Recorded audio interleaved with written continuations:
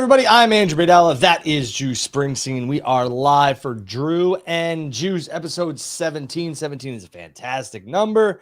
It's been a slow day. Pretty slow, yeah. Nothing happened. I want to thank everybody for joining us. We have double or nothing predictions. We have Saturday night's main event predictions. We have a WrestleMania relocation, which we will talk about and get to. I'm bald. He's not beautiful. But this is Drew and Juice. Drews, how are you? Druce. That's a new Yeah, one. you like that? Drews. I'll take that over not being called beautiful, but how dare you? Because you are bald, so someone has to be beautiful out of the two of us. That's right. I mean, I look bald with this hat, but I'm doing pretty good, man. Oh, yeah, you got a good head of hair. I remember. Thank you. Well, you'll see it in Dallas, I'm sure. It'll be cut by a little bit by then, but maybe if I cut it soon enough, it'll grow out by July. If you're going to be seen in public with me, you got to be ship-shop shaped. Don't be coming looking all scruffy and whatnot, all right? Oh, you wait. Don't you worry. I'm ready to roll, baby. Ready to roll, ready to roll. Strap your shit in, tight you in for a wild ride. Today should be very interesting on Drew and Juice. I'm going to tell you that much. Yeah. I do have some news that I could share about WrestleMania. A lot of people think it's going to Saudi Arabia. I don't think that's happening. I just at this point, I don't see Saudi Arabia. Not to say that they don't have the money, the infrastructure, or the capability, but they're already hosting one of their tent poles, and that being the Royal Rumble in 2026. So for them to have WrestleMania in Saudi, will it happen? Yes. Is it happening for WrestleMania 42? I say no. But we'll talk about all of this and much, much more towards the end of the broadcast with WrestleMania. But Juice, we got somebody from Sydney. Our producer is saying Ben Callahan. What time is it there? It's got to be close to like 2 a.m. Let's see. Time in. It is. I'm way off. It's 11, almost 11 a.m. So I apologize. Oh, good morning. Yeah. What was I thinking? Little espresso, huh? What was I thinking? I don't know. I was thinking about London. It's 1:27. Oh, yeah, because London's close to Australia. Or no, not even close. Not even close. Or maybe because you're thinking about something else. It's not going to happen. I don't think it's going to be. Battleground predictions, I'm being told. I don't know about that one, Sean. Yeah, Battleground. Yeah, I only have something in regards to NXT that we can touch on, but I didn't anticipate doing Battleground. We probably could have fit some more Battleground in had WrestleMania not be canceled in New Orleans. Like we could have had a little bit more time to kind of dance around some other subjects, but I might have been thinking about Perth, but even Perth is it's Australia. Yeah, what are you nuts? Australia is but even Perth is probably like what 7 a.m., 8 a.m. Well, remember when they did Elimination Chamber, it was like 5 a.m. East Coast to watch it. Right. So it's probably around. I think if probably 15 hours. Yeah, so it's probably like 9 a.m.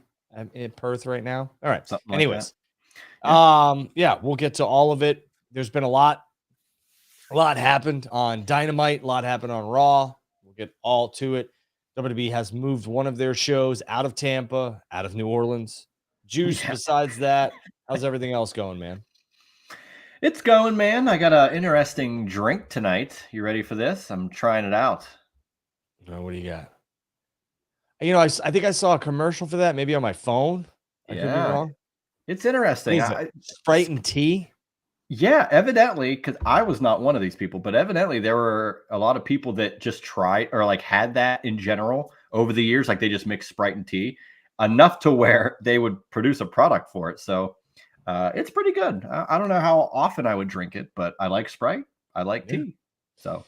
Well, and again, if you like some tea, we could spill a little bit towards the end. Make sure you guys and girls stay tuned. Yeah. I will explain to you what is transpiring with this whole WrestleMania being moved out of New Orleans from what I was able to gather. Again, nobody has concrete answers. Anybody telling you this is where it's going to be, that's where it's going to be. Nobody has them besides the people who absolutely know, and that would be the people in TKO, and I would assume it's probably the board members. And I don't even know if the decision is final yet, truthfully. Right. That's what I was going to get at is I'm not sure they are sure yet. Right. Like it's all just happened today. Who knows how long this has actually been in discussion.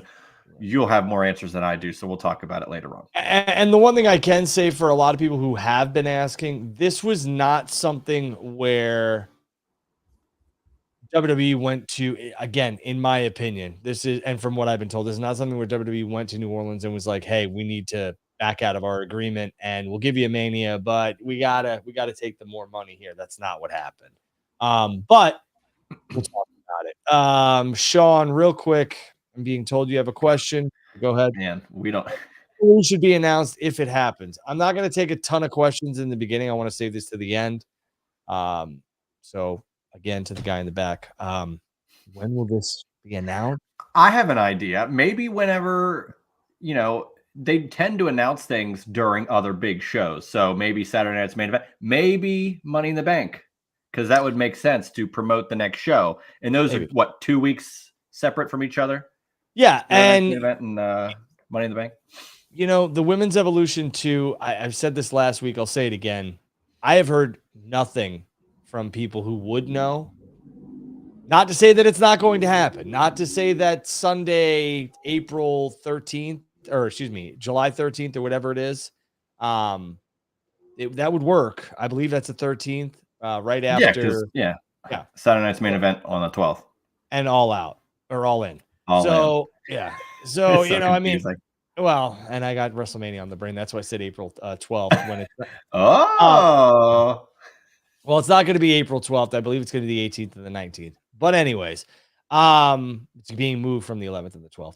But anyways, I could see it. I could definitely see it. I could see WWE hosting that event on that day on a Sunday. But again, I haven't heard anything, so I can't answer this question. That kind of bothers me in a way, because you would think that they would promote the hell out of this thing. We're getting closer and closer, Juice. Yeah, you think it would satisfy them to be like a month out and go, oh, here we go, Evolution 2. It's only our second all women's PLE, but we're not going to give it more than a month. Yeah, I could see WWE also and TKO kind of saying, hey, we're going to do this next year and we're going to do it, whenever. I don't know. Yeah. So, New Orleans, that's what you get. Now they're getting Money in the Bank. Oh, yeah. Oh, hell of a consolation. It's what they can. It's what they can do right now. So yeah, to satisfy those in New Orleans. Look, man, I was looking forward to going down there. WrestleMania in New Orleans was one of the best times ever. So I absolutely love New Orleans for WrestleMania. I was at both of them. I love New Orleans for the Super Bowl. I was at one of those or two of those, and it's a great city. It's a great host city. It really is, and I was really looking forward to WrestleMania being there. We'll have to wait and see. I had a fun time in Vegas too, so it'll be interesting. Well, yeah. How could you not have a good time in Vegas? And it's a great host city too. But we'll have to wait and see. But again, New Orleans is a great host city, and I do hope they get a WrestleMania, which I think they will in the near future. So, all right. Well, this is how I feel like we should go over things. I think we should kick things off with Double or Nothing, and it's the big show this weekend, even though Saturday Night's Main Event is happening. But I think Double or Nothing tentpole event should be there. What was that? Oh, big show. You said big show. Oh yeah, it's a big show. It's a Paul White. It's the giant show, if you will. Mm-hmm. So I think we should do Double or Nothing, and I think we should tackle Saturday Night's Main Event, and then I have 2 additional random things, and then we can dive into the WrestleMania stuff. So sure, let's do it. So Double or Nothing, I mean, from your end, do you think they've done enough to get everyone kind of locked in for this show? I mean, last night, it seemed like you were a little bit more critical again of maybe how the show ended. And I would wager the whole show felt that way, because it was like, oh, these guys are wrestling or these girls are wrestling. Let's have some sort of pull apart. And it was every single segment seemed to have something like that. So what say you? Do you think they've done an adequate job to promote this thing? So yes. Do I think they've done an adequate enough job to promote the pay-per-view? Yes, I do believe that. Dude, I think last night's ending was a clusterfuck. Yes, I did. And it seems like that's what they were going for. But I will tell you, I had no issue with them going off the air with Mina and Tony and Monet and I'm missing one, Jamie. I had no problem with that at all. And that's how I think they should have ended the show. Maybe you have some parking lot brawl or whatever, but the way that they did it, the playing the music, it was very much a cluster for me. I did not particularly enjoy the ending. It was meh. Look out. Drew's critical of AEW. Stand back. Right. Gabe Kidd, I like him a lot. It seems like he's not signed to an AEW contract from what you can gather off the words that he used and the verbiage he used on Fightful's interview with Sean Ross Sapp. So, again, his exclusion from that match is very interesting, but I do believe that they're possibly setting something up with a return with maybe somebody else. So we'll have to wait and see on that. It's the wrestling business, so we're going to have to wait and see. But I thought the Hangman Page Will Ospreay promo was absolutely fantastic. That's how you sell a main event. That's how you sell a pay-per-view. And they did that last night. So, yes, they've sold enough. Even Monet and Jamie, I'm looking forward to that match. But I will say the other matches on this card, and this is nothing against any of the other men and women, but Hangman Page and Will, I'm here for.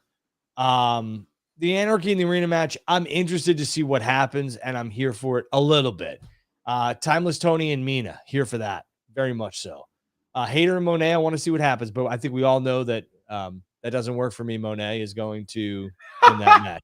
So, and then I'm going to, the Hurt Syndicate versus the Sons of Texas. The only thing that's intriguing here in this one is MJF going to turn? Because they mentioned day one a lot in that promo. Bet on day one, blah, blah, blah. Bet on day ones and Dustin Rhodes and everything else like that. Otherwise, there's really nothing to this match. And everything else on this card, like Okada and Bayley, is going to be a great match, but I mean, kind of out of left field. Literally out of left field. Too bad it's not happening at all in. And I'm sure some of these, some fans will be like, well, they had some stuff back in 67 and then they revisit it in 73. On Collision. Right. And it's just like, all right. But I mean, for me, this pay-per-view for me is really sold on two matches. And, AEW does very well on pay-per-view. They got a good amount of people coming to the show. I think they're at 8,000 paid, close to it. That's good. So I'll take a look at the manifest here in a minute. But again, they did enough. But I think this pay-per-view is really built off the back, I would say, of 3 matches. And that's normally how it goes. But with AEW, it's normally 5, 6, 7 matches that really have a solid build to it. Right. And this one just doesn't feel that way, for me at least.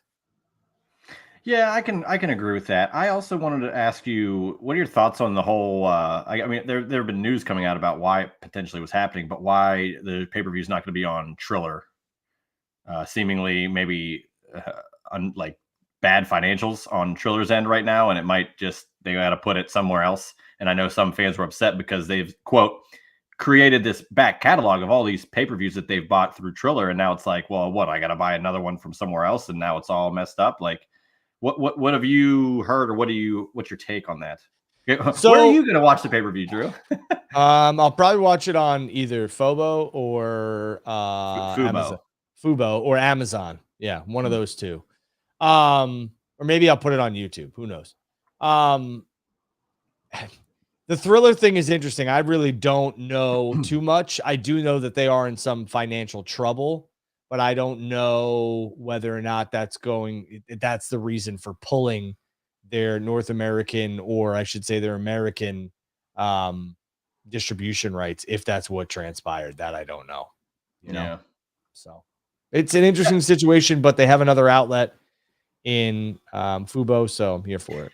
Yeah, they got plenty of other options to do it, and I'm sure it won't really affect the pay-per-view buys. Anybody that was buying it on Triller, I'm assuming will still try to find any way to watch the show, so it's not like they're going to lose those audience members. But just thought it was interesting. But yeah, let's talk about this.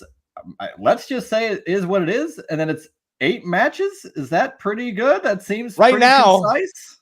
Right now, it seems like it's a solid 8. I'm sure. We got Collision going on right now. I'm sure they'll add one more maybe, and I'm sure they'll have some pre-shows. So I don't know. Yeah, I don't know. But 8 would be I'd be cool with 8. They need to kind of slow these cards down, some of them, because they put so much on there. So many people can watch 4 hours of wrestling at a time. And they're very good at getting off the air at like 3:58, 47. Like, what I'm saying? Like, they're very good at keeping it under 4 hours. And, they're hitting their time cues. But, yeah.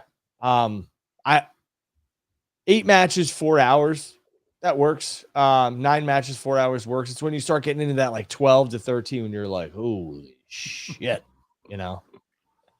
But yeah. Yeah, a little bit overloaded. But let's get into it. Let's start off. Women's Owen Hart Foundation Cup tournament final. Winner gets the AEW Women's World Title shot at All In. Monet versus Jamie Hayter. Look, you kind of brought it up already. I see no way, even though Mercedes doesn't have a title on the line, you know, even though she just recently lost the championship by way of not getting pinned herself, I think that all still lines up. We're going to add, she lost the championship and she's going to gain the Owen Hart Foundation Cup. I think Mercedes Moné is the way to go. Drew, what say you? I think Monet is going to win this one. Obviously, you know, the Owen Cup. And then I think Timeless Tony Storm defeats Mina. And I think we get that match at All In. I think that's where we're headed. There, and finally, we could maybe see Monet lose a match. Not a chance in hell, my man.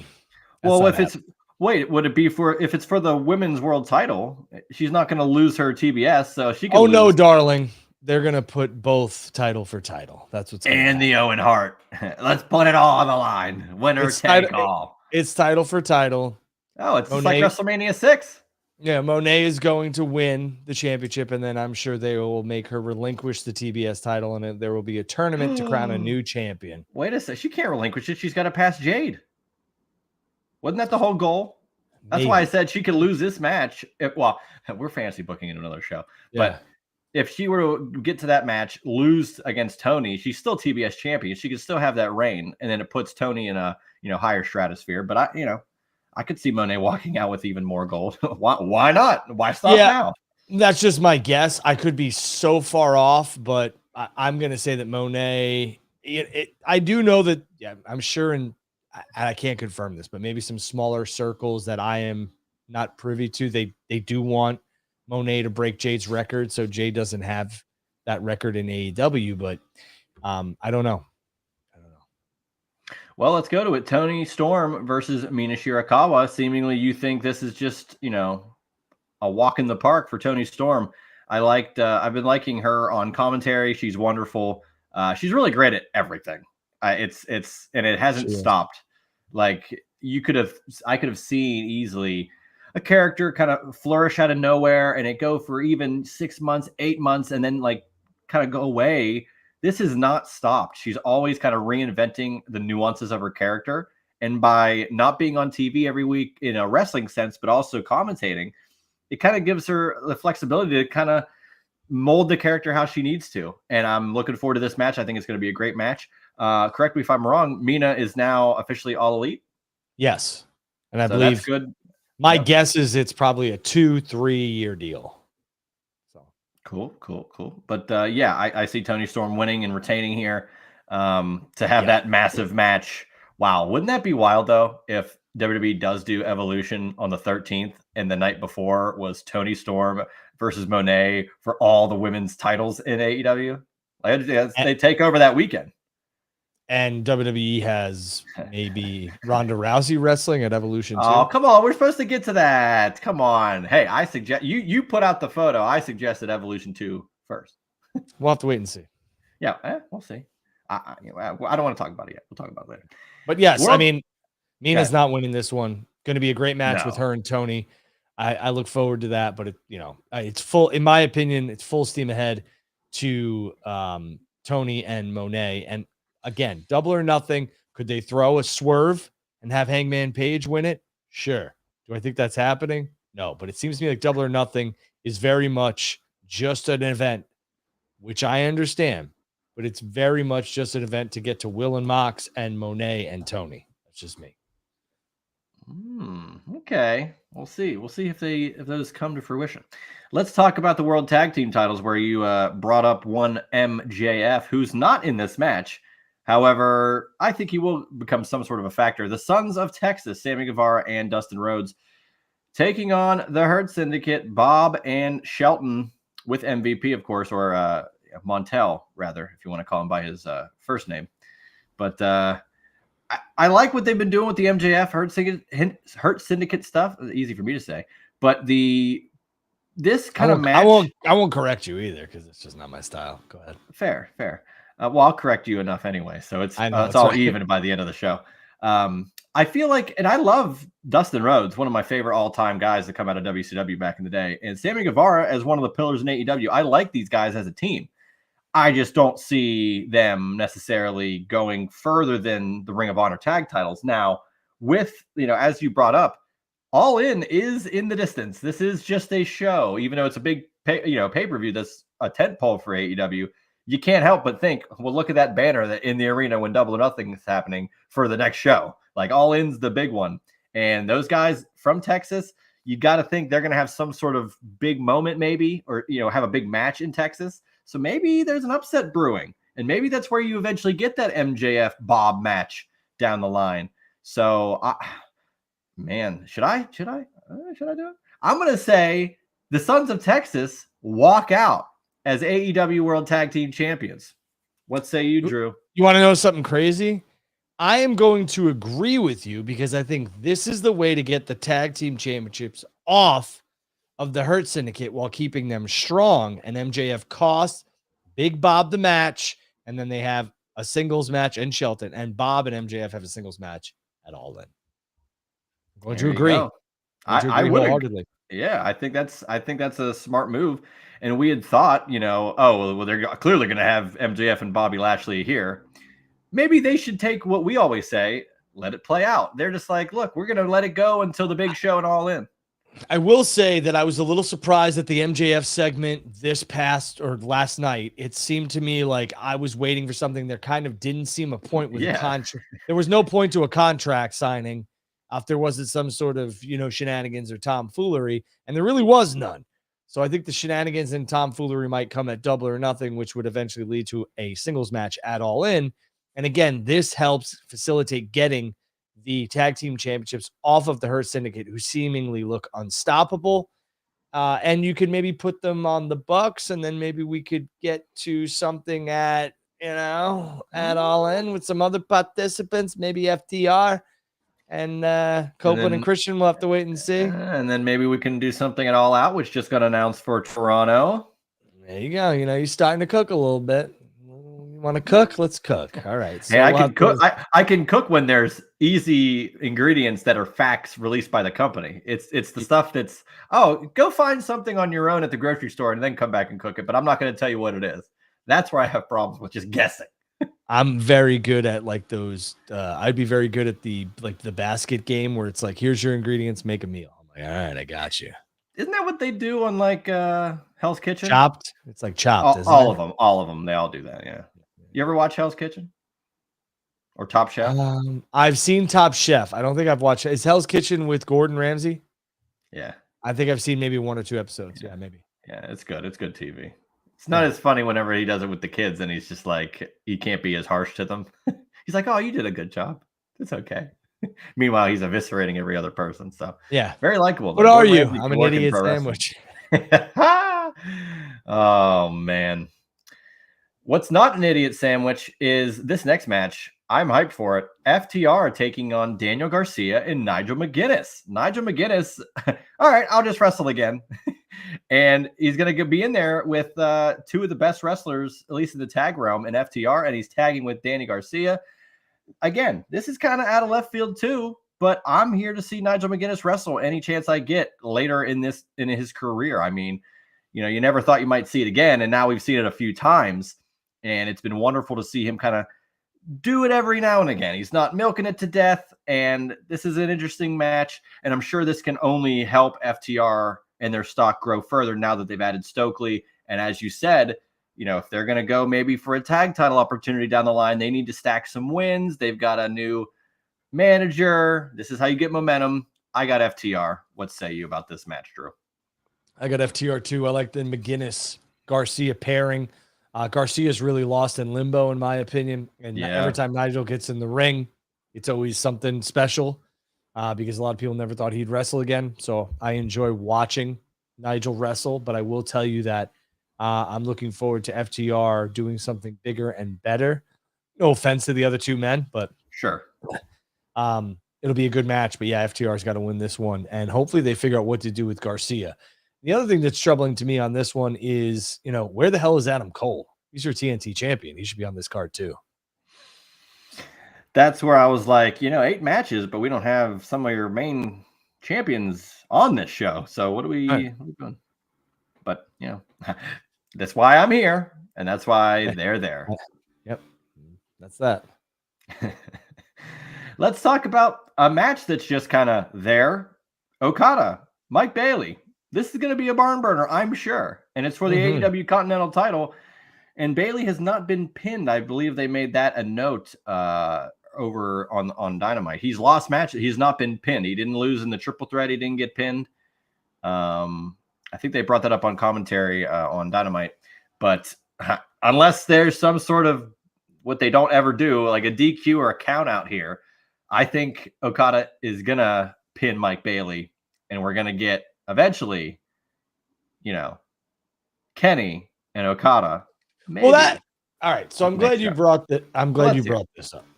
Yeah. I'm glad you brought this up. Because Kenny and Okada seemingly were supposed to be on a collision course towards All In. The easy kind of plug and play here is having Okada in Anarchy in the arena. It seems like maybe they didn't want to because it's kind of not his style. Okay, whatever. I get it. Didn't Okada take part in Blood and Guts? Or no? Has he ever been to Blood and Guts? That I don't know. That's a good point. Or was that Kota Ibushi? I think you're right. I think it was Ibushi. And what is he doing now? Is he hurt? What is happening? I don't know. I feel like I haven't. You brought up him. That's a name I haven't heard in a while, to be honest with you. Let's take a look. Ski here. No, Kazuchika Okada was in the last one in Nashville, Tennessee. Okay, versus Team AEW. So he was. And Ibushi was in the one before that in 2023. So, anyways, I digress. Yeah. I just don't understand why Okada's not in this match, because if he could take part in Blood and Guts, he could easily take part in Anarchy in the arena. Now, Mike Bailey and Okada is going to have a fantastic match. There's no doubt about it. Two fantastic competitors. But for me, the easy thing here was Okada representing the Elite with the Bucks, especially if you're doing 6-on-6 or 7-on-7, for fuck's sake. Yeah. You might as well just put Okada in this with the Bucks, with Moxley, with Marina, and with I don't know, pick Claudio. Fine, whatever works, right? Because they're not really. Correct me if I'm wrong. Let's see, 1, 2. It's kind of just like however many people they want in this match.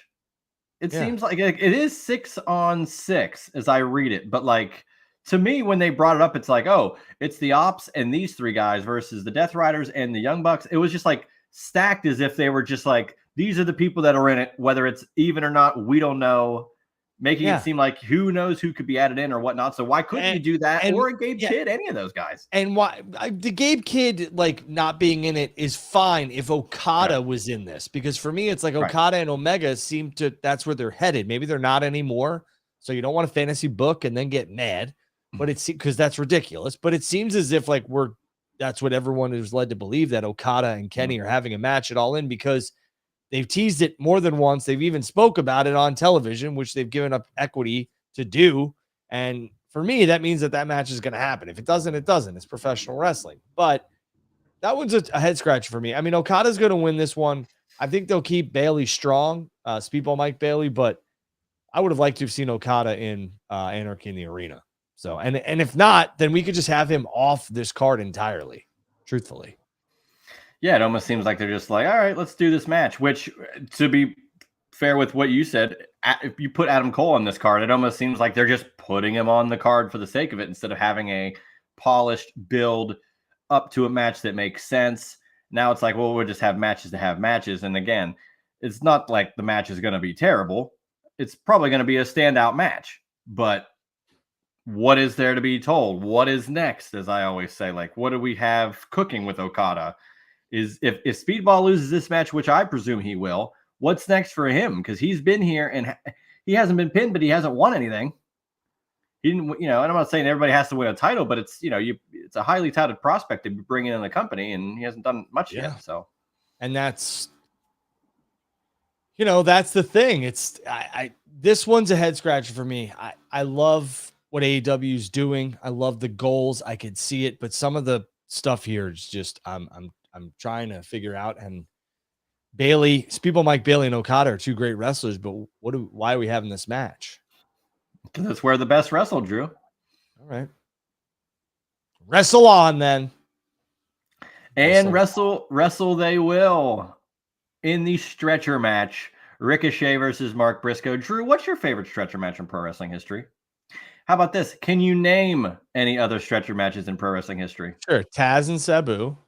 Sabu and RVD. Oh, I'm sorry. It was, I don't know why I said Taz. RVD and Sabu. Yes. Yeah. I want to say the Big Show and Rey Mysterio. Not sure if that was just a stretcher match or he put him on a stretcher. But Big Show was in a stretcher match, and that was probably leading up to this. Who was he facing? Was it Taker? Lesnar? No. Judgment Day 03 against Lesnar. I would wager that Rey Mysterio thing was in build to that. Yeah.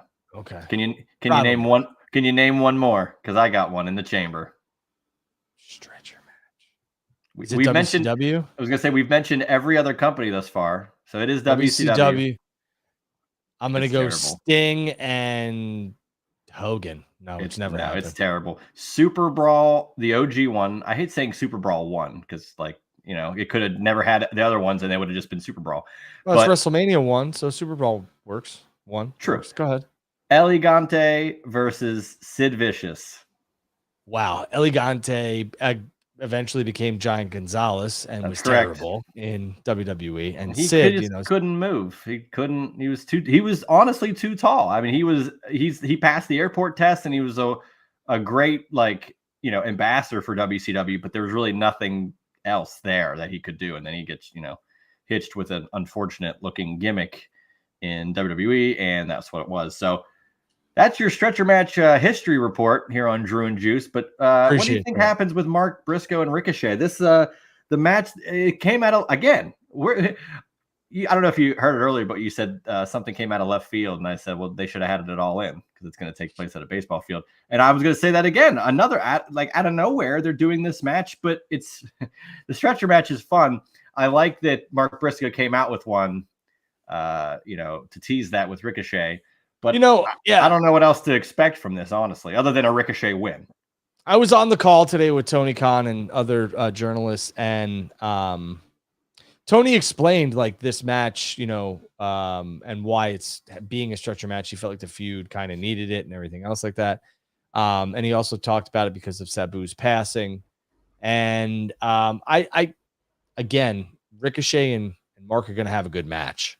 Stretcher match is fine by me. I think it'll be a sneaky good match because the stretcher element, there's some spots that you can do with that you can't really do with anything else. So, well, and Ricochet's a hell of an athlete. He's out of his mind. Yeah. So, I mean, there's going to be something, and Mark will take a ton of risks. So, I'm looking forward to it. I'm going to go with Ricochet. Me too. And I think the match could be one of those sleepers that steals the show. We'll have to wait and see. We'll have to wait and see, as we always do.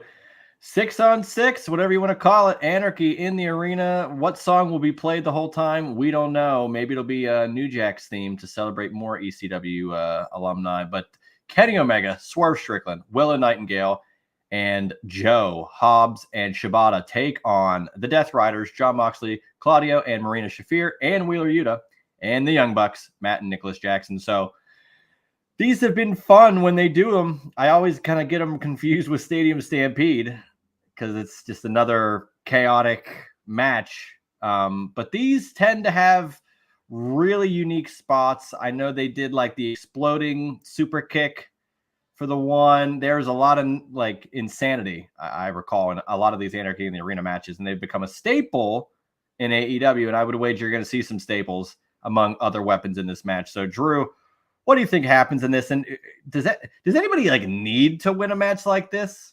No, probably not. But so I would say nobody needs to win any matches. It's all about how they're booked going forward and all that other stuff. But wins and losses, obviously, if you want to quote unquote be at the top and be a champion, I guess, then you would need to win matches.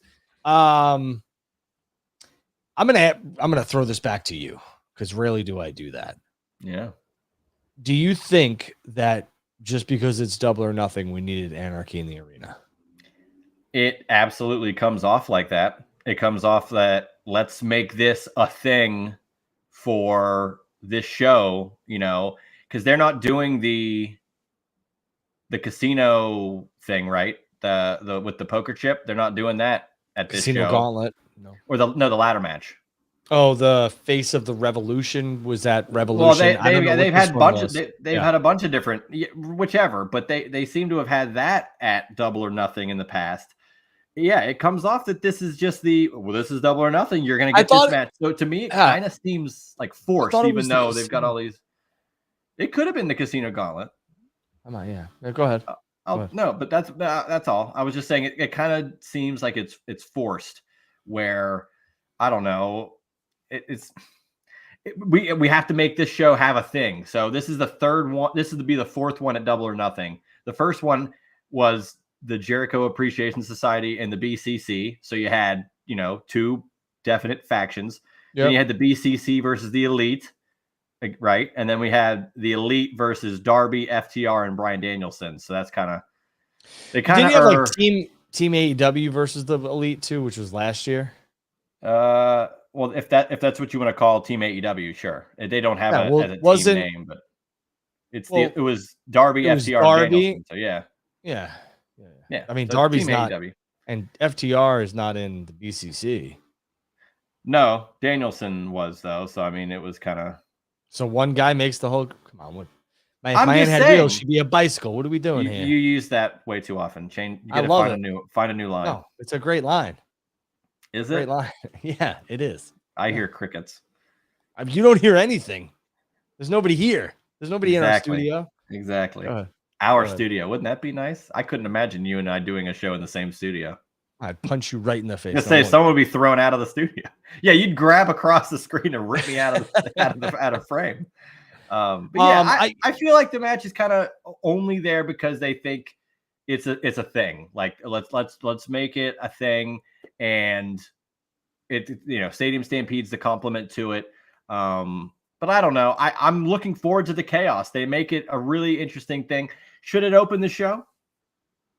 I think so. I think that's the way to go. I think if Will is going to go over on Hangman Page, or whomever wins that match should have a stare down with Moxley, because it's the biggest pay-per-view that AEW is going to do here in the States. So ever. And it's their WrestleMania. So for me, yeah, that match should open, or it could middle, whatever. But I don't want it right before the main event. I don't like that. Oh my God, no. We can't have that. Because that'll take a lot of life out of the main event because these guys are going to go 25, 30 minutes of just brawling. Oh, yeah. Everything, music, and that's great. But I would be nice to get that not out of the way, but it happens first so that you don't expect, wow, we still got this crazy thing we're going to see later. We saw it, and now we can kind of tune into the real story business that we got for the rest of the show, which is crazy coming from me. I just said we're the best wrestler. They're telling great stories these days, Drew. Yeah, and the thing is again, I would really like, the stories like you said, but I mean, I don't know. There's got to be something more with this. Like, we're having Will and Hanger end the show. So Owen Cup obviously means a lot. Will can get very emotional, but I need a stare down or even a beat down from Moxley, because your next job is to sell the next pay-per-view. And right now, I think they have 15 to 16,000 tickets sold for All In. That match maybe moves a couple, but if you can, and I'm talking about a couple hundred, maybe a couple thousand, but if you put some emotion behind it, get people invested, then you'll sell a lot of tickets. And a beatdown or a stare down or whatever, because Will has made this like it's his boyhood dream. And Hangman's basically being like, I need it more than you. I need this win. Almost like The Rock and Austin from 17. Like, I need it, Rock. So for me, one needs it. One's the other boyhood dream. That stuff sells. Hook, line, and sinker. But you got to make sure it sells to the next pay-per-view. Couple things. Maybe I'm just looking too much into it, but that's what we do here on Drew and Juice. It almost came off, both those guys' promos kind of came off authentic in the way of like, Yeah. maybe not directly talking to Tony Khan, but being like, look, this is where my character or your character is right now. And we know that the biggest show in the United States that we're going to put forth is in July. It's coming up next. Bro, that works. And that real life works. And it shows how hungry they really are, whether it's storyline or for real. Very well said. I have said this for a very long time. Real always works. Real always sells. Real life drama, real life promos, real life issues always works. Why do you think people get so invested in brother and brother or family versus family? Because it happens in real life. So for Will to sit back and say, this has been a childhood dream of mine, or it's a dream of mine to walk into the O2 as a world champion for a major company and have my family and my son and everybody else there and my friends, that people get behind that type of stuff, and that works. So it was a very good promo. And then Hangman Page retorts with, I need this because I've been there, and I want my wife to believe in me again. I want my son to believe in me again. And, this is the man she married and stuff like that. And people can relate to that too. People work their ass off for other people's acceptance and other people's, desires. And that would be his wife and his kid. People can absolutely relate to that. So it works. Brett and Owen worked because it was family. Shawn Michaels and Brett worked because it was Shawn's dream. And Brett and Shawn didn't like each other, A lot of things work when you could blend reality into it. It works. Right. And now you brought up some ticket sales for All In. Where do you think they want to land if they had it perfectly for them? Sellout. Sure, but like a number. You said 15 or 16 is where they're at. Do you think they'd be wanting to hit that 20 to have a nice solid number? Tony, if you're watching, I would be happy to help you guys get to 25,000. I think the pricing structure needs work around the globe. I'm not sitting here saying you guys don't do. We're running out of time before July 12th, Drew. Well, what I'm saying is I'm not sitting here saying you guys haven't done well attendance wise, but I think your pricing structure needs some work. Because I don't think it's WWE too. A lot of these companies are not putting themselves in the consumer's shoes. They also don't fully understand the secondary market. A lot of these guys and girls, and I'm not claiming that I know all, but I know the secondary market like nobody else's business, because it is my business. So for me, and the primary is one of my major sources of my business as well. There's a huge difference between the primary and their secondary. We'll talk about that later when we could all sit under the learning school of Drew. But they don't put themselves in the consumer's shoes, and they're not factoring in the secondary market. What WWE tries to do is eliminate the secondary market by overpricing their tickets. It's not working. Now, WWE sold a lot of tickets, but their premium seats and their floor seats are not moving because they're too high. They're too damn high. And you could ensure sellouts other ways. But I will say that I think AEW could move more tickets, and I think the number they should try to get at is 25K, and I think they'll get there. I really do. A lot of people, for some odd reason, are praying for this event to be a failure, and that's so freaking weird. It is so weird when you have no financial investment in it, just so you and your moronic friends can come on social media and laugh or give excuses or whatever. It is the weirdest shit ever. So weird. Thank you, Drew. You're welcome. We all needed to hear that. Quickly though, who wins Anarchy in the arena? Who gives a shit? Good guys or bad guys? Honestly, yeah. I don't care who wins. I don't know how much this. I'm just looking for some spots for the future. Like, yeah, it doesn't mean much. I'm just looking for some spots. If we get a cool return, I'm here for it. If like Eddie, Kingston, who are you saying? That's what I think. I don't think it's Darby, man. I think everyone's like, oh, Darby's coming back. He's making the ascent down. Yeah, not to mention, like, you got to give the brother some time to like breathe. I mean, Darby's a nutcase. Maybe he is. I don't know. Can you imagine? I think repels from the ceiling, but they make it seem like it's from Everest. He still got his comes down wearing the glasses. His whole thing. I mean, listen, if that works. So, but I would, a return for me is something I would like to see in this match. And if they give it, they give it. If they don't, they don't. I'm there for the spots. And I really like to. Yeah, license some really good music, Tony. Start spending some bucks. Get some like corn or something. I don't know, or some I don't know, whatever you want. Go for it. That's why I said they gotta. It'd be cool if they did New Jack's theme. I think it'd be so much fun because they didn't they do like a playoff over and over. I don't For remember. this?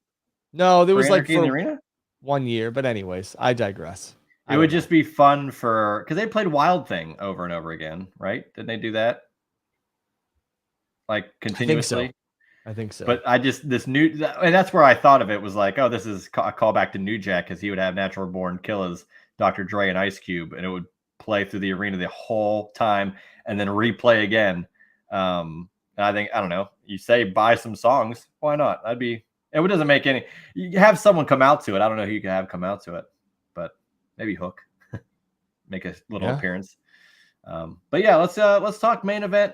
Owen Hart Cup. Someone's going to win, even though both guys need it. Will Ospreay, Hangman Adam Page. It's going to be a barn burner, to say the least, not a house burner. Sorry, Swerve.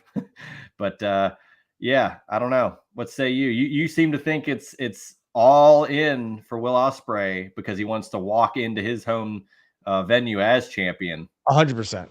I think Will is winning this match, and I do believe that Will goes on to All In and he defeats Jon Moxley to become the AEW World Heavyweight Champion. And I do believe that Will walks into the O2 and is a big driver of tickets. I think they are testing the drawing power of Will Ospreay. They are in Immediately, year 2. They are in year 2 of their investment with him, and I think they are hoping for big dividends. So we'll have to wait and see. And the best way to maximize that potential to see how it goes is give him a nice jump start.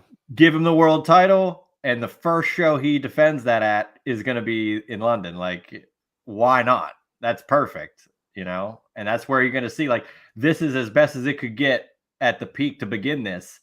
If it works, this is what we have. We can really roll with this. So I'm kind of in agreement with you. I selfishly still want Hangman and Swerve, but I don't think they're going to end up going down that path with so little time to All In, unfortunately. But I don't know. I just love those two guys as a feud. It's so perfect. But yeah, I was just texted that Cole and Fletcher, Adam Cole and Kyle Fletcher, had a confrontation and a face-to-face on Collision. For me, Kyle Fletcher is a star in the making, and he's got the look. He's 6'4", he's chiseled out of granite.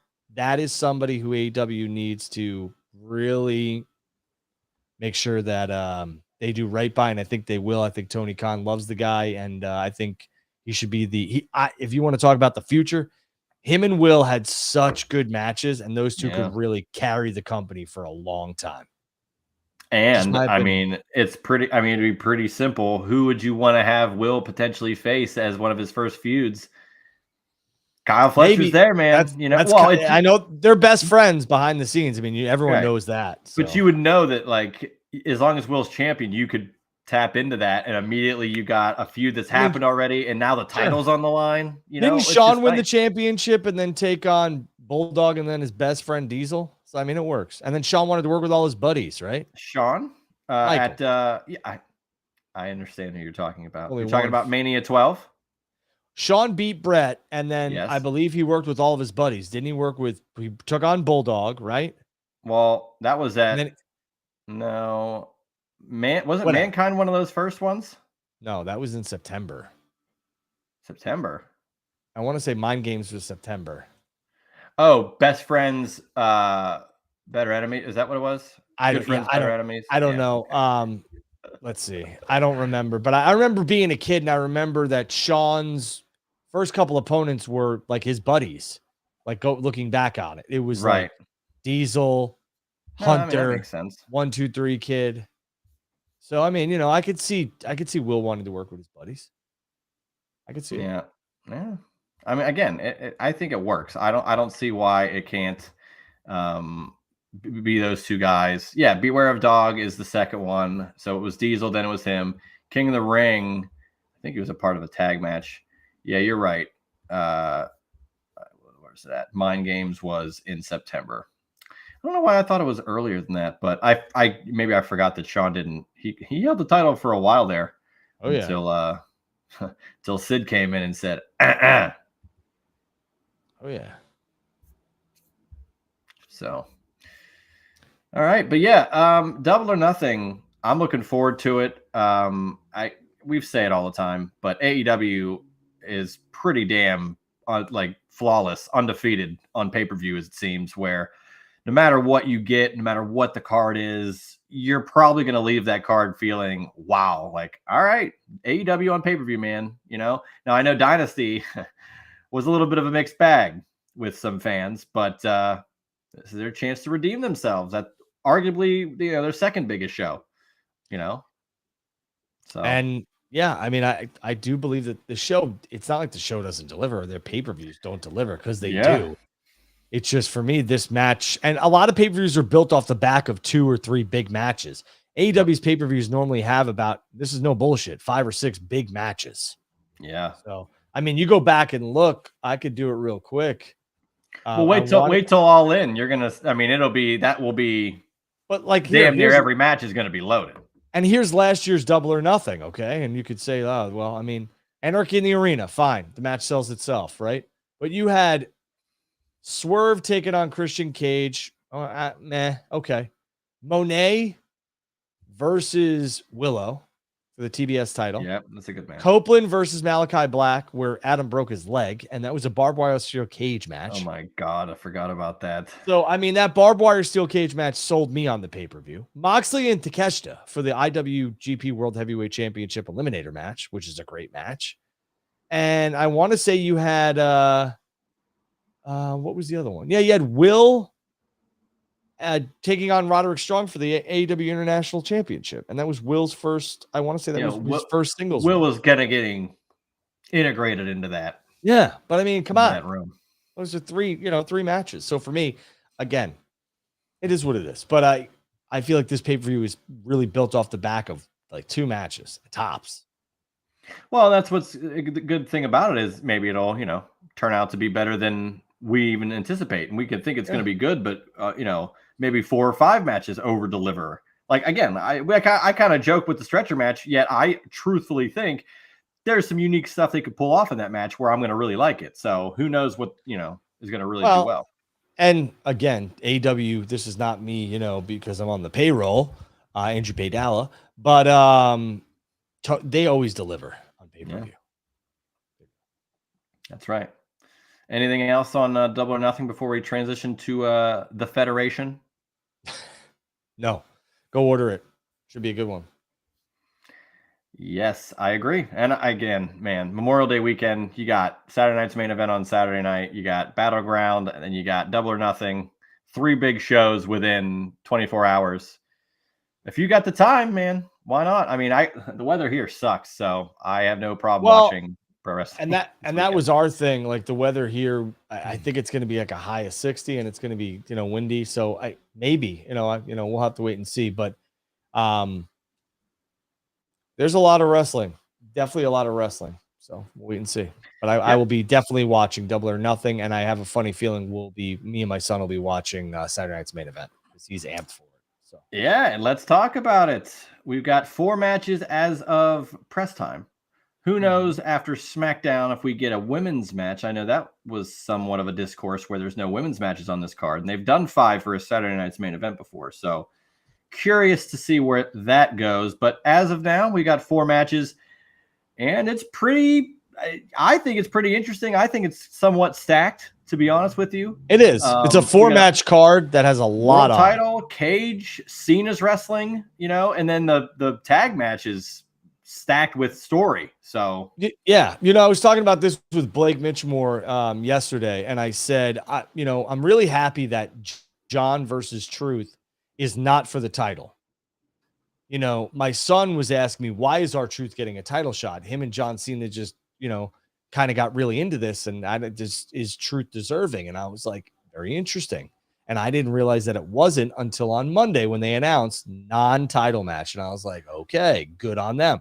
I thought that was good. John wants to work with Truth in his hometown, or where he lives. I should say his hometown's Boston, but where he lives or has a home, great. It works. And I'm looking forward to the match because I know damn well that John and Truth are going to have a good one. The tag match has a lot of intrigue for me as well because, Rollins and Breaker taking on an unlikely duo of Punk and Sami Zayn is a good match. It's a really good match. And the cage match which you alluded to. Man, Drew and Priest, that feud, I think it ends in the cage. And I think Drew McIntyre after this is going to be pushed towards one of the major championships. So we'll have to wait and see on that one too. But did you go back and watch Capital Punishment with your son? No. Oh, come on. You got to see how this all started. Oh, with Truth and Cena? Truth and Cena and DC for the title. 2011. And again, I think a match that a lot of people shit on out of the gate, which I thought was a mistake, was Logan and Jay. And WWE was so smart to give Jay's first title defense to Seth Rollins, so people won't be like, they put the championship on Jay, and his first title defense is against a celebrity who's a part-time wrestler who has a giant, enormous social media following and actually is a better wrestler than a lot of people. But hey, what do I know? But, Seth Rollins, that match, I thought it was very good on WWE, and I'm very much looking forward to the Logan Paul Jey Uso match, because I think it is going to be a very, very good one, and I think you all are going to eat your words. Well, let's talk about that match first, right out the gate. World Heavyweight title, Jey Uso, Logan Paul. I mean, say what you want, but Logan Paul, in every match he's been in, even if it's a Royal Rumble, he's always making a moment. He's always making himself talked about by everybody in pretty much all a positive manner, in the ring. And I think his promos have even gotten better. And it's nice, again, even if it's not a bad thing, if there's a world title match when it's a formality. Like, I don't give any chance for Logan Paul to win this match, right? Or to win the title, rather. But that doesn't take anything away from it, because it's a worthwhile opponent for Jey Uso. This is another world title opportunity for Logan Paul. So it's still showing he's very capable in the caliber of to get to that shot. And I think at some point they might even give him a world title, but not yet. And I just think the match will deliver. So give me Jey Uso to win. Looking to see I don't know what's next with Jey, though. You got Money in the Bank. That throws a lot into it too, because whoever wins that case, they can cash it at any time. I don't know. Yeah. I think you probably, we'll have to wait and see, but I think you probably get a rematch with Jay and Gunther at Money in the Bank. I think Mr. Johnson. They get a match on Raw, don't they? Oh, no. Wait. Was that June 9th? Didn't they say something? June 7th, I think is yeah, didn't they say Gunther gets a shot? I want to say it was the 7th. Hold on. Let's see. Okay. Yeah, Gunther will be in a world title match on June 9th. He will challenge the winner of Jay and Logan. So that's when the match will happen. It will not happen at Money in the Bank. Alrighty then. Well, it is what it is. Making Raws important in the summer. I get it. Well, but right, but then that leaves that Money in the Bank. That's someone will win that case, and 2 days later, there's a world title match. Bing bong. I'll do this quickly because I want to get into WrestleMania, and then I want to do the quick hitters. Jey Uso retains. I'm going to go with Drew McIntyre. I think Drew. Me too. I think he's got, like you said, a lot ahead. Man, Money in the Bank, a lot of stuff going on. I think I'm going to go with Breaker and Rollins. I think Punk and Sammy, just for some reason, they lose. I'm not going to get into the why. What do you mean? Is Sami Zayn turning on Punk or no? I guess you'll all have to watch. And you're not the booker. You don't know. So what do you think?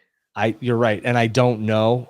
But it just seems like they put these two together for that purpose, to have like a momentum, and for them to lose right out of the gate in a tag match, their first tag match together, I think would be a momentum killer. Even though it's Punk and Sami Zayn, I'm going to pass on that one. I'm going to go with Rollins and Breaker, and yes, I think Sami Zayn could turn, although. Because then it leads them to have their own little side feud where they're still at a high level on the card, but they're not really involved with the title, Sammy and Punk. And Punk can have a match with Sammy in California, and that could work. And Breaker could be in the Money in the Bank, and Rollins could potentially be in a tag match. We'll have to wait and see.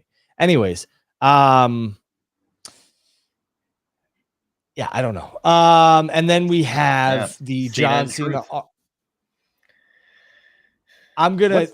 First of all, what's the main event? What do you think the last match is for the show? Cena? It should be the cage. That's what I would do. No. But Cena's going to be the main event. Yeah, Cena I would should do the be main cage. event. I'd do the I think cage match first. If I listen, it's Saturday at 8:00 on Memorial Day weekend on the East. I'm having seen a kick the sucker off. All right. That's what I'm doing. And maybe the world You know? title closes. The tag Maybe. match could That could close work. if anything. Sure. Whatever works. But I'm going to tell you this right now. Here's another shocker. R-Truth is going to beat John Cena. I'm in agreement. I don't know how. Could be by pin, could be by accident, could be DQ, could be. I agree 100% because it doesn't hurt Cena, and Cena's still champion. He can moan and bitch about it, about how he got. There's so many avenues to do, especially with Cena wanting to ruin swindled wrestling. me into having a match, and then you came and you beat me because you cheated, and I'll what never happens- let my guard down again. What happens if that happens, or when that happens? R-Truth gets a win. Is this the WWE Eliminator, Drew? Well, hold up. What happens if we get? I'm just saying. What happens if we get Truth, Cody, and Bad Bunny against John, Travis Scott, and who's your third? Who's the third man? Who are you going to put in there? I'm just asking. Who do you think should go in there? I don't know. I was all on board for Truth being with Cena and Travis Scott as a triple rap duo, but that I'm ain't going to go with happening, McIntyre. I'm going to go with McIntyre in a six Drew with Cena and Travis Scott. And I mean, Scott. I could see Drew hitting a Claymore to someone and Travis Scott And just you could even get on over to get the pin. You could even get rid of Truth and put Priest in there if you really wanted to. Priest and Bunny. Well, yeah, that would make most sense. And then you could have there it is, because then Drew could be on the team and Damian Priest could be on the team, and they just had the match in the cage. Perfect. Look at that. And that's at Money in the Bank. Now, if it doesn't happen, it doesn't happen. That's just a prediction. But yeah, that's what I think.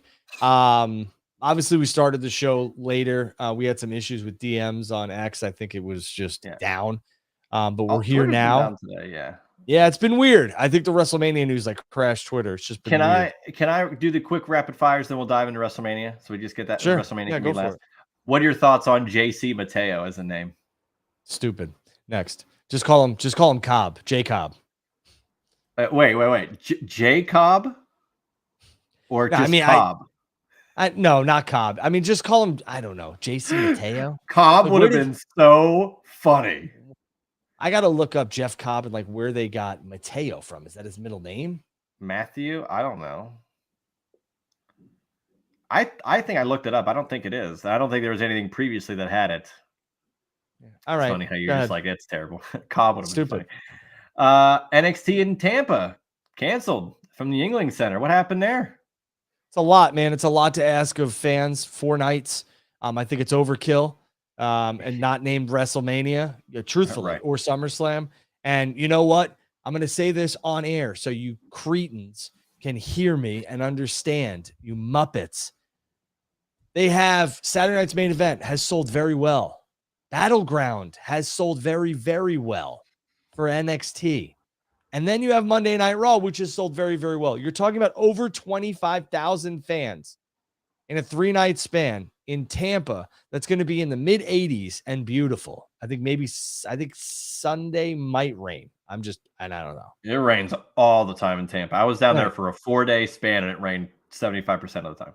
So it's a very, very good run of shows for TKO and WWE. I think they got overzealous. They shot their load by trying to have 4 back to back to back. They love that. But it's a tough ask. And realistically, I can tell you the ticket sales were terrible for NXT in Tampa, not Battleground, the television show. So. Isn't that crazy though, too? Because NXT runs out of Orlando and you'd think, oh, Florida, there's got to be a lot of NXT fans. Why wouldn't they show up to the TV taping? I guess. Yeah. 2 other things. Ronda Rousey. You posted a photo of her, or a GIF of her the other day. What's that about? We have a new match that was just announced for Double or Nothing. Paragon in a 6-man tag against the Don Callis family, which is Fletcher, Takeshita, and the Walking Weapon, Josh Alexander. Oh, that's official. That is a trios match official for Sunday. So we have 9 matches. Your question was official.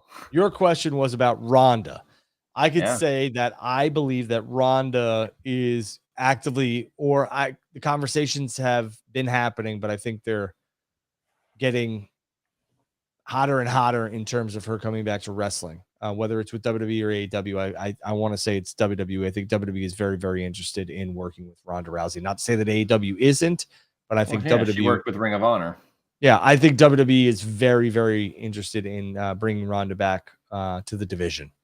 So now you say that, you mean just in general, or do you think it's purely what I speculated on, which was what a better way to promote the potential Evolution 2 card even more by saying Ronda Rousey's return to wrestling is going to be there? Or is it just Ronda coming back to wrestle like full-time Jace, like, more than just one PLE? I have these on my desk, and this wasn't like I didn't know you're going to ask this, but I'm going to finish this weekend, and I think this needed some time to cool down, and Vince McMahon needed to go way away for Ronda to even consider this. I am a fan of Ronda Rousey. Ronda has always been very, very kind to me, and I think she's one of these figures that gets mislabeled and misunderstood because she is a kind, gentle soul.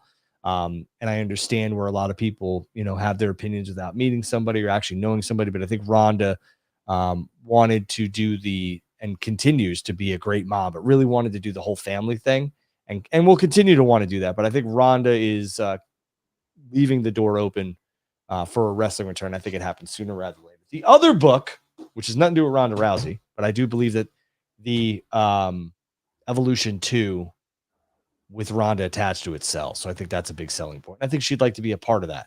I know she'd love to be a part of it. Of course. If she was a part of the first one, no? Right. But it's just empowering that women and everything else like that. And Ronda is a big advocate for that. The other book I'm going to read, which was recommended to me and which was sent to me, and I appreciate it, is this. Todd is God. The authorized story of how I created Extreme Championship Wrestling. So those are the books I'm going to read this weekend. You always got to have books when you have kids, in my opinion, because otherwise you want to hurt yourself. Because they're here, there, and everywhere, and we will be busy. But I want to be able to read those and have a cocktail or two. So Ronda attached Evolution 2 makes a ton of sense. Go get those books. Read. Keep your mind sharp. And then Guy Evans I don't know if it's released yet, but it's all out there. It is the Nitro book. Beyond Nitro. So that'll be something. I got to get my hands on that because I love the first one. I have the first one. So I got to check that out and see. Read more on what so depresses me, which is the end and depressing days and some of the bad times that WCW dealt with in those last years. But always a good read to talk WCW. Last thing. I brought it up because I got an email, so I was ahead of it, but I had no idea what was going on. Yet, seemingly, you're coming up with more and more closure on this. We're going to talk about Pittsburgh. Here we go. Raw in Pittsburgh, 5:30 p.m. start. What's happening, Drew? So I contacted my contacts across, the United States and stuff like that because we had a busy day, and I happened to have a meeting. It wasn't really a meeting; it was just a phone call with people who would know about what's going on at PPG Paints Arena, and they confirmed to me that it was something that was done for the possibility, because they don't know what they can and cannot say, to have a show. A longer show or another show that WWE produces at that building. Now, what they could do is they could have the draft there and they could make it, Raw is first on Netflix, and Raw has been taped before and then shown live on Netflix. So quote unquote live. So that's nothing new. Then you could run SmackDown and have SmackDown. Either way, I do believe you're getting a double booking that night in Pittsburgh because there is no announced show for the 4th of July. And I believe WWE is looking to give their talent and crew that week, Friday, Saturday off. So, especially they have to travel on Sunday. Coming off of Saudi too. Right. And, and we talked about that, whether it's Jeddah or whether it's, Riyadh, it is a very, very difficult travel. So, and don't get me wrong, these men and women are taken care of, but, having their crew in Riyadh and then going to Pittsburgh, it would be nice if you could give them, the 1st, 2nd, 3rd, and 4th of July off, the 5th of July off as well. And then they have to travel on the 6th to get to, I believe Providence is on the 7th. Yes. So I think that's what happens. I do believe SmackDown will be taped. That's Well, just they gotta have. Go ahead. They gotta have July 5th off. That's Seinfeld Day. Oh God, whatever the hell that is. It's the day it debuted, 1989, July 5th. Wow, the balls on them. That's when people worked during the 4th of July. Yeah, well, that's why it was in 89 and there was no other episodes until fall of 1990 because it took a while to do it. And I'll tie this back into wrestling. Is it Brandon Tartikoff? There's a guy from NBC that took money that was allocated for Saturday night's main event, I'm pretty sure, and gave it to Seinfeld for an unprecedented 4-episode order, which normally for an order or a season, you'd get like 12 for like a half, or you'd get a full 24 episode season. But they took money that was allocated for Saturday night's main event and put it towards Seinfeld getting 4 extra episodes because he believed in the show, and it worked. And then that was season 2. And then, or that was season 1, and then they got a 12 episode, and then they were off to the races. So crazy how things tie back to wrestling and Seinfeld, 2 of my favorites. Yeah. I did not know that. You learn something every week with me, Drew. I hope to learn something new every day. Yeah. Well, on Thursdays, I like to be the one that could potentially give that information to you. Well, I appreciate that. That's right. I appreciate you, Drew. Drew and Juice. Drew and Junk. Druce. Whatever you want to call it. Druce. That works. Hey, you fell into that one. I was on accident, but it worked. It's not a truce. It's a what was it? It's a Druce. Druce. Yeah. So when we do the Mega Powers handshake, it's a Druce. There you go. There it is. Speaking of Mega Powers, let's talk WrestleMania, baby. Where's it at, Drew? Where's it not going to be? And where do you think it's going to be in 2026? Because 11 months out, and WrestleMania is not going to be in New Orleans anymore. Dropped out of nowhere. Now, this has just been the report.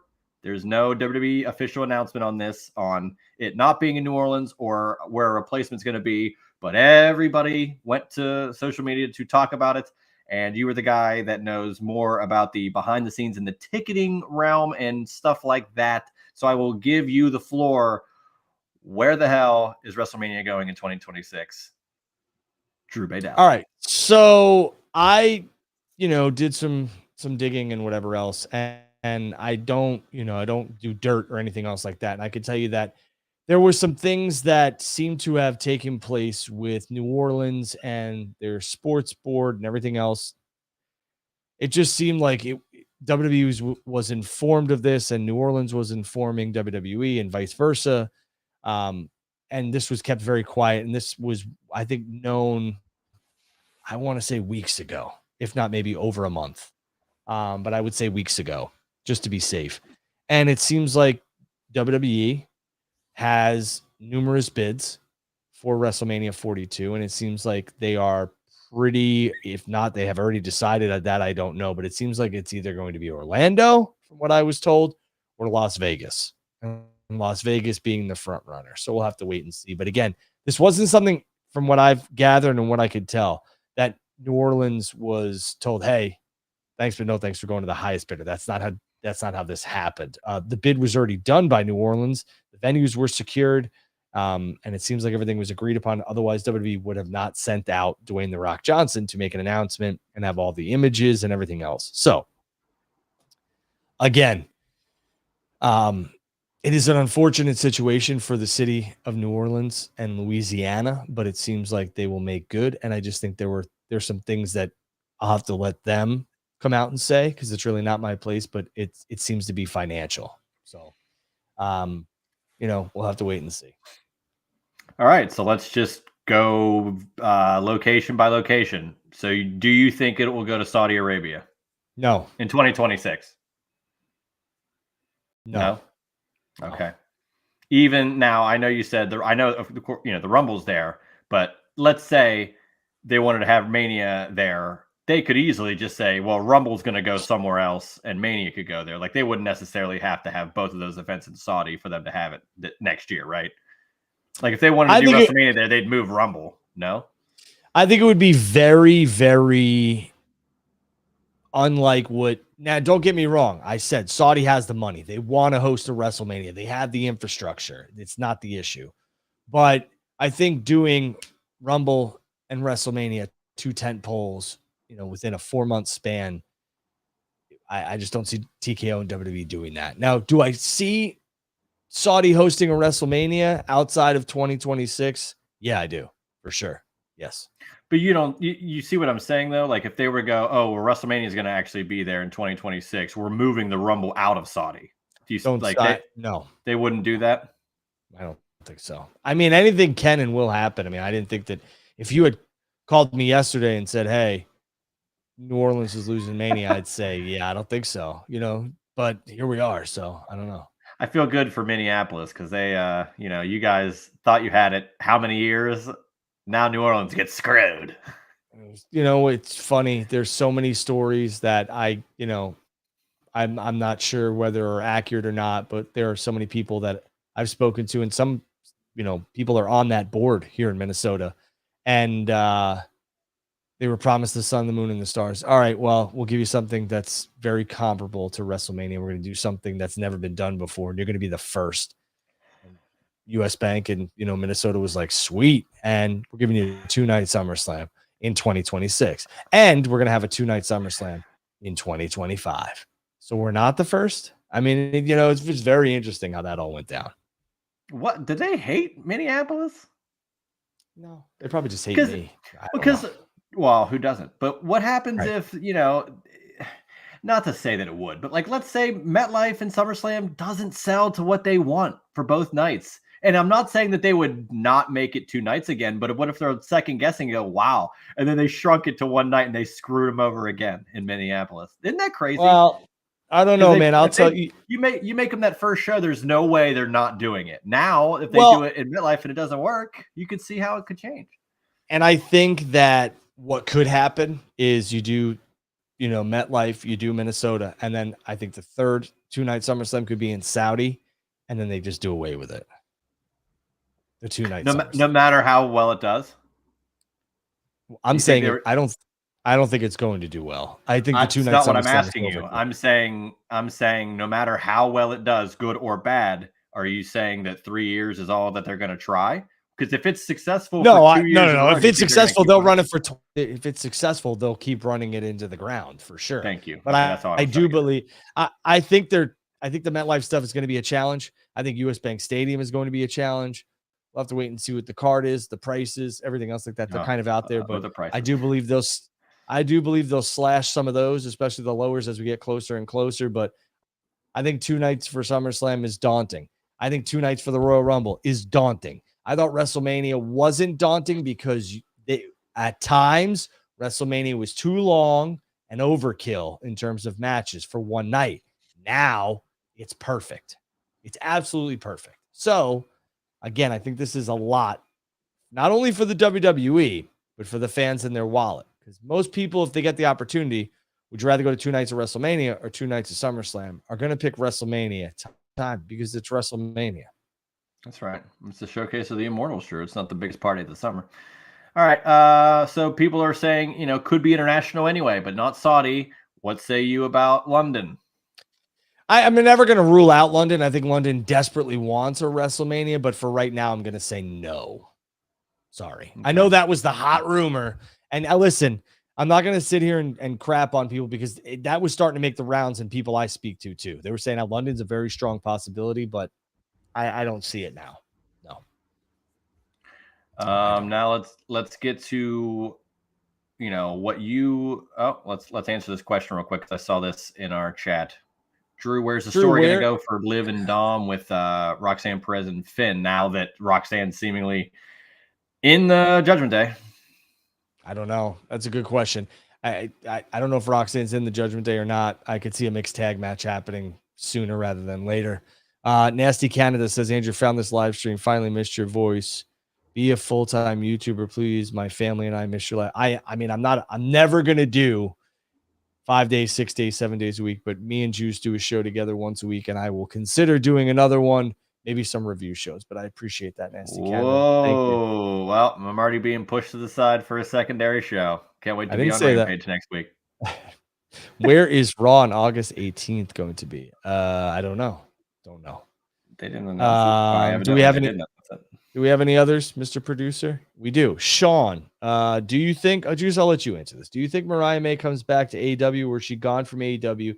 And what happens to Liv and Roxanne? Everyone wants to know about Liv and Roxanne.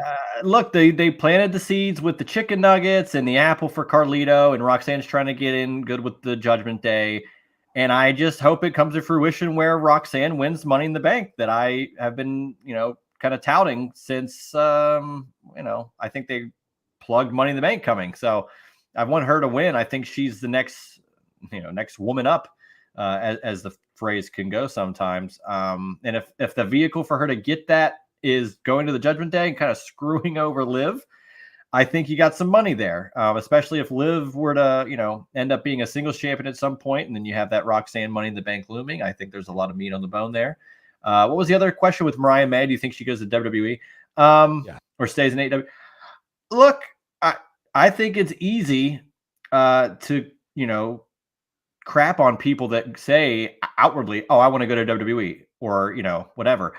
That's ridiculous. Before 2019, regardless of what you thought of WWE, ask probably any wrestler with a level-headed mind, and they would say, my goal was to make it to WWE. Or before it was, my goal was to make it to the World Wrestling Federation. And just because AEW is a viable number 2 that's on TV every week with pay-per-views and they're worldwide and everything, does not mean that you can't say, I want to go to WWE without, it doesn't mean that you're crapping on AEW because of that. So if Mariah May is saying, eventually I'd like to, sure, maybe eventually. I think MJF would like to do that. There's so many avenues. And I think as a fan, you're really naive if you're assuming that, this is not the NFL where they have one helmet guys. You go to different companies. That's just what you do. And I think wherever Mariah May in her career go, I think as long as it's good for her, it's good for me. So I think she'd thrive anywhere, but we'll see. I like her in AEW. I'd be thrilled to see her in WWE. There's the women's rosters across the board. Any company these days is loaded. So I'll take her wherever. And I think she'd work well. I think Mariah has good representation and a good agent. And I think that this is a very shrewd negotiating tactic, one that I would advise a lot of people to do, especially if you have the equity and a company has given you television time.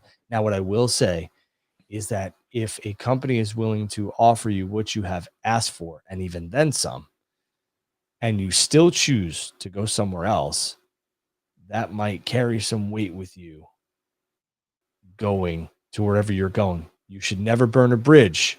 That's what I was going to say. Going somewhere else. If you want to cross it. Yeah, and what I will say is that, she's young. Mariah is young. So if you can make a lot of money and stay where you're at, and you could still potentially go to WWE in the next 3 to 4 years, why not do it? I don't know any of the contract details. I am sure Tony wants to keep Mariah, but I think if I had Tony's ear, I would tell him, hey, make a significant offer to try and keep her.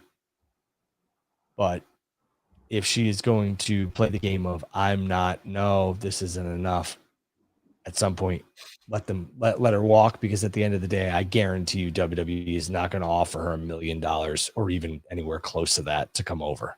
So very interesting point, Drew. Just to touch back on WrestleMania. So down to Orlando and Vegas for you. Give me a positive about Orlando first. Great city. I mean, there's a lot to do. I believe it's called Riverwalk, right? Yes. I think I had a lot of fun there. So, yeah. We're talking Mania 33, right? Because 24 in Orlando, or is it Miami? It's called City Walk. Oh, City Walk. Okay. I had a lot of fun at City Walk. Riverwalk is San Antonio. That makes sense. I had a lot of fun there. Orlando was, a blast. And yeah. I stayed at Universal. No, where did I stay? It wasn't Universal. I stayed, where did we stay? They had a freaking lazy river. Anyways, great place for the stadium's in the middle of nowhere. Yeah, it really is. Yeah, but I mean, it was still a JW Marriott. That's with the lazy river, or maybe it's a Ritz-Carlton. I don't remember. Either way, Riveting great place to go. podcasting, Drew. Yeah, great. What'd you say? I said riveting podcasting, Drew.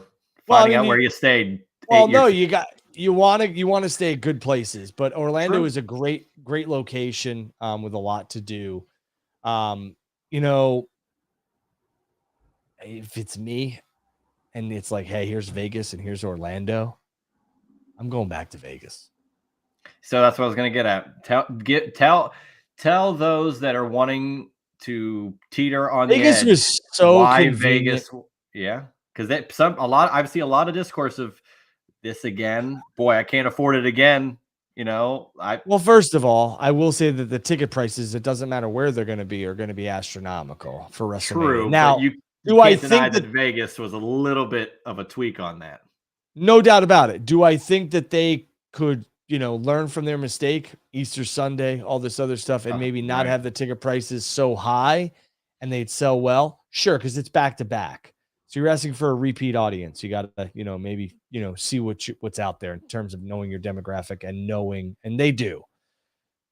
It was so convenient. It's a great host city. You could walk from any hotel on the Strip to Allegiant Stadium. I would stay away from Ubers. I would stay away from any type of car services because the traffic, we did it one night getting there and it was an absolute nightmare. And the Uber driver was like, listen, I appreciate the money, but I'm just telling you guys, you could have walked out of your hotel, you walk across the street, it would have taken you 12 minutes instead of taking this 36-minute Uber because of traffic. And I was like, I appreciate that. And then we never did Ubers again, but everything was very walkable. It was a blast, the pools, the casinos, all that other stuff. I really wouldn't mind if WrestleMania did like a 4-city rotation, and that being Vegas, New Orleans, Dallas, and I got to give California some love. So LA. Yeah, I wouldn't go to the LA ones, but you know what I'm saying? Like, oh, because they all they care about is the Baydala bottom line. So. Well, I'm just saying. I think Drew's not coming to LA. We ain't going to Hollywood again. No. They'll go. Go to San Fran. I'm not that stupid. They will, and I'm not that like egotistical. They'll go wherever the money is, brother. So you got to figure WWE. Listen, Nick Khan and Ari Emanuel said they're going to go to destinations that are fit for WrestleMania, warmer climates. So. I think Vince McMahon had a different outlook. He was like, all right, we can come to New York. We can go to Cali. We can go to Detroit. We can go to Chicago. We can kind of spread it out and everyone gets a little flavor of WrestleMania. I want everyone to feel that WrestleMania experience. Different people now. They want the pomp and circumstance. They want the show and they want the cities and states to kind of turn into WWE town and WWE world. And Vegas turned into that. So, yeah, I don't know. It'll be interesting to see. Now, I know it's, again, WWE hasn't even announced this yet, but when do you think we could get some sort of official announcement by WWE? And if that announcement is at least about New Orleans not getting it again or anymore, like, is it going to be the same press release that also says not only is New Orleans not getting it, but we're going to put it here? Like, how do you see that working out? Because I find it somewhat awkward that they have to do this. They let New Orleans make the announcement.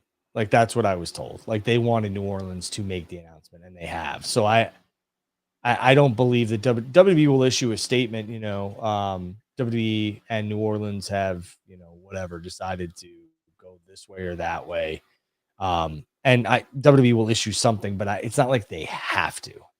WWE doesn't have to put out any sort of statement right now. They just need to announce that, WrestleMania will be headed to such and such instead of New Orleans.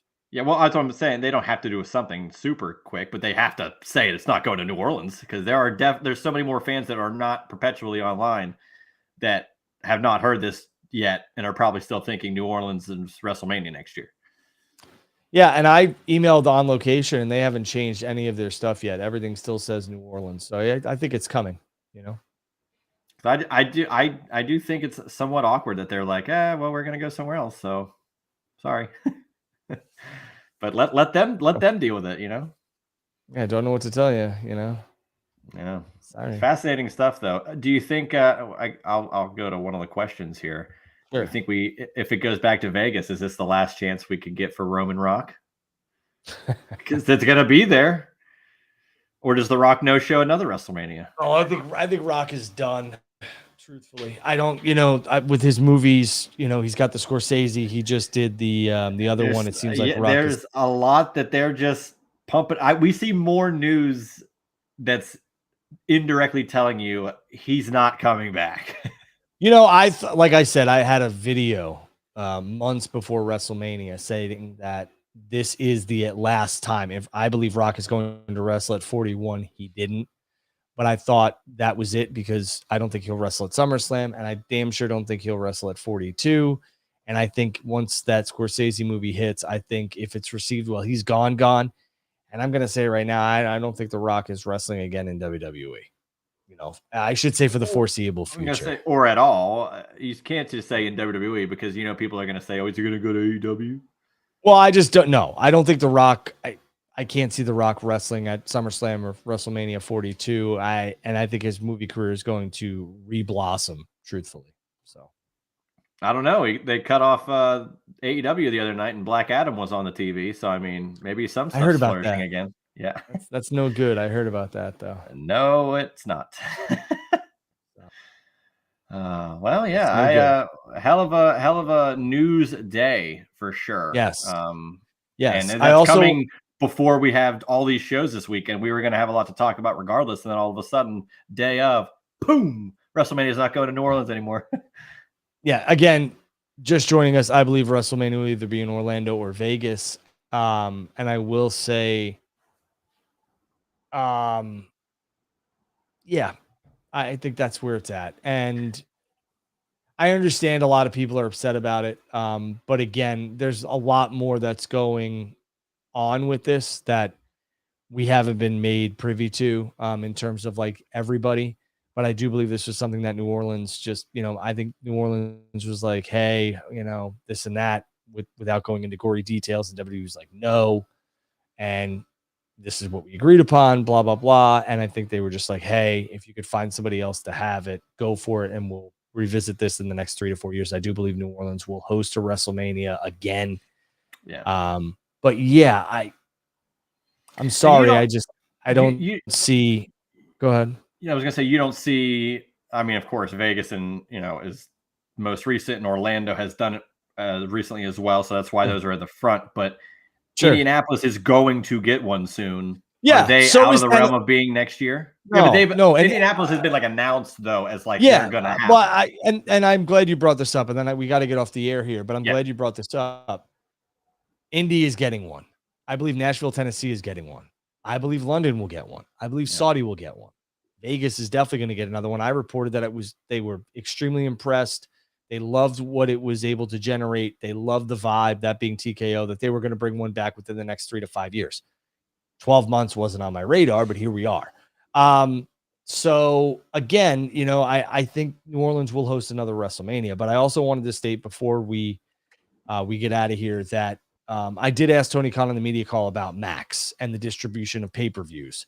And he did state that there was no pressure from WBD when they did sign this new media rights deal to have an exclusivity with pay-per-views because they needed to build, they being WBD, an infrastructure for AEW to host and have their pay-per-views on that platform. And he believes it is, still coming. But I want to say it's very interesting, if we could get through another quarter here without AEW having to have exclusivity of their pay-per-views on this new media rights deal with WBD. But I do believe for those who continue to ask that AEW will have a pay-per-view option for streaming capabilities on WBD soon. That would be nice. Because I'd rather have that than the confusion of what's it going to be on this weekend? Yeah.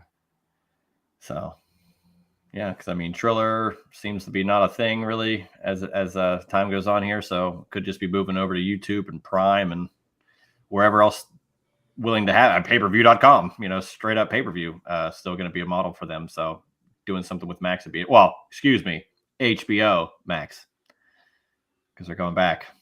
I know that the change is just insane. Yeah. I don't. I like just pick a name. They never should have got rid of HBO. It's HBO and Max, formerly Cinemax, are two names that you know. So keep That's HBO not what I Max. used to call it. I'll tell you that much. Yeah, I know. You used to call it Skinemax. There it is. That's right, baby. There it is, baby. Little Although Skinemax. HBO had some good sexual programming. I Cat House. remember it. No, I remember it was like Real Sex, I think. Real Sex, yeah, and then Cat House, and then there was another. Taxi Cab Confessions. I don't remember that one. Well, remember that one. Weren't you like 5 when this stuff came out? No, they show reruns. I was probably teenager. I don't know. Okay. All right. Hey, when you first get cable, you got to flip through those channels, buddy. I hear you. I hear you. What's on this? Oh. What are you watching? Nothing. Nothing. You gotta have the back button on ESPN or something. You know, you gotta get out of there. Yeah. Or the power button. I didn't think you were old enough to remember the back button on the remote there. Oh, true. I'm 32. I'm not 12. Oh, okay. I thought you were a little bit younger than that. All right. No, not bad. No, I lived before internet, during internet beginnings, rapid fire internet, and now it's everything's internet. All right. Well, you learn something new every day. But again, I always enjoy these. This was fun. WrestleMania Vegas or Orlando. This was not. Again, everyone wants to paint WWE as like this evil, maniacal, like ha ha ha, like Scrooge McDuck swimming in coins.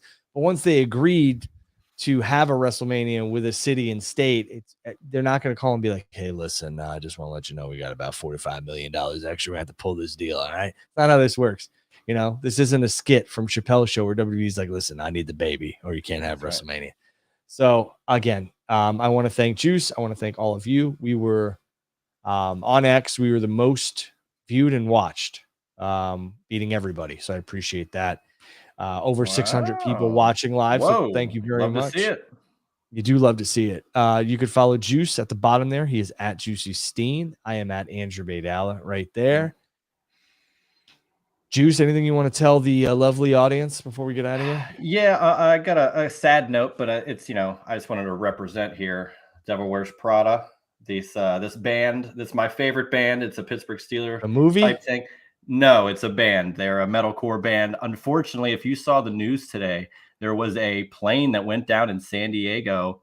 Oh, geez. I was going to make a joke, so thank God I didn't. Yeah, I'm glad you didn't. But the pilot was a guy who worked in the music industry, Dave Shapiro, and one of the guys on the flight was the original drummer of the Devil Wears Prada for the first 11 years of their band. So, unfortunately, it was a sad day for fans of that group. And Dave Shapiro worked with a lot of different people. So, why does Dave Shapiro sound so familiar? Is he an agent? Yeah. All right, we'll talk off the air. Absolutely. So yeah, that was a very unfortunate story. But Devil Wears Prada is my favorite band. They're from Dayton, but the lead singer's from around Pittsburgh, so he's always showing love to Pittsburgh sports, and that's what this shirt is. It's a Steeler logo with their branding. So shout out to all those guys. I know that they're missing their former bandmate today. So. Yeah, well, we'd like to pray for their families, and we'd like to wish them the best. Our thoughts and prayers are with them. Yeah. May God bless those families who, unfortunately, it seems like the plane crash happened today, and they lost. Everybody was lost. Yeah, I think it was everybody that was on board, and it was in like a neighborhood area, but I don't think anybody in those houses got hurt. But unfortunate news. But yeah, God bless them, and thoughts and prayers to their families. Juice, it's always good doing the show with you. Thank you all for watching. We will catch you guys and girls next week. Make sure you guys enjoy your Memorial Day. Be safe. Don't do anything stupid. I'll catch you guys and girls next week. Enjoy the pay-per-views. Enjoy Saturday night's main event. And remember, it's just wrestling.